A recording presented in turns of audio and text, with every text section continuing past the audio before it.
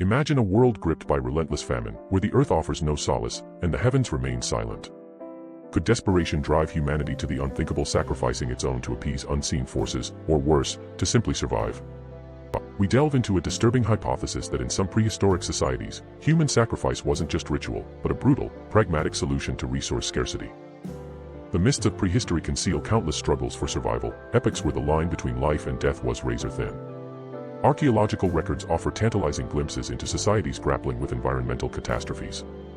Consider the Late Bronze Age collapse, around 1200 BCE. Widespread drought, crop failures, and societal upheaval decimated civilizations across the Mediterranean and Near East. The Mycenaean Greeks, the Hittite Empire, even Egypt felt its devastating impact. Could such pressures have driven some communities to embrace extreme measures, including human sacrifice, as a form of population control or a desperate attempt to restore balance with nature? Evidence, however, is elusive and fiercely debated. The Aztec Empire, flourishing centuries later, is often cited as a prime example of ritualistic human sacrifice. Accounts from Spanish conquistadors and indigenous codices, like the Codex Magliabechiano, detail elaborate ceremonies involving the sacrifice of thousands to appease gods like Huitzilopochtli, the god of war and sun, and Tlaloc, the rain god. While religious motivations were undoubtedly paramount, some scholars argue that the sheer scale of these sacrifices may have served to reduce the population's strain on limited resources, particularly during times of drought. The Flower Wars, ritual battles designed to capture prisoners for sacrifice, could be interpreted not just as religious devotion, but also as a method for acquiring protein in a protein-scarce environment, where cannibalism, though taboo, may have been practiced in extremis. But can we extrapolate from the Aztec example to prehistoric societies? The archaeological record provides some intriguing, albeit ambiguous, clues. At sites like Göbekli Tepe in Turkey, dating back to the Neolithic period around 9500 BCE, evidence of possible ritualistic killings has been found. While the purpose remains unclear, the deliberate placement of skulls and disarticulated bones suggests practices beyond simple burial.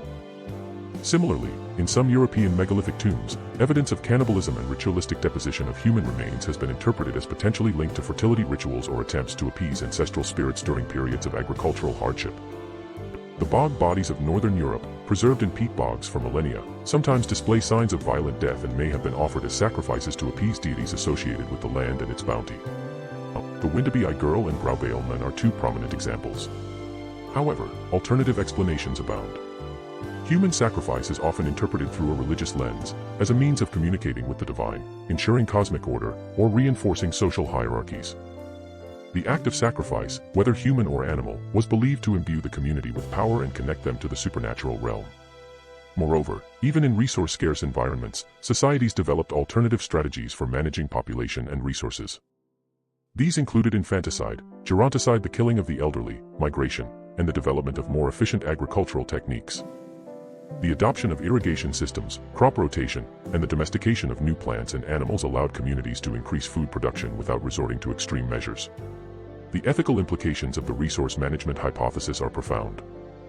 If human sacrifice was indeed practiced as a form of population control, it raises disturbing questions about the value of human life and the limits of survival. It forces us to confront the uncomfortable reality that even in the distant past, humanity was capable of unspeakable acts in the face of existential threats. The story of Agamemnon sacrificing his daughter Iphigenia to appease Artemis and ensure favorable winds for the Trojan War, though a myth, reflects a deep-seated human anxiety about the choices we make when faced with seemingly impossible dilemmas. The biblical story of Abraham and Isaac explores a similar theme: the willingness to sacrifice one's own child to demonstrate faith and obedience. Ultimately, the question of whether human sacrifice served as a form of resource management remains a contentious and unresolved issue. The evidence is fragmentary, and interpretations are often colored by our own cultural biases. Yet, by exploring this disturbing possibility, we gain a deeper understanding of the complex interplay between environment, culture, and survival in the human story. The whispers of the past echo with tales of desperation and sacrifice, reminding us of the fragility of life and the enduring power of the human spirit to both create and destroy. If you're captivated by the shadowy corners of history and the mysteries that continue to haunt us, subscribe to our channel for more explorations into the unknown depths of our past.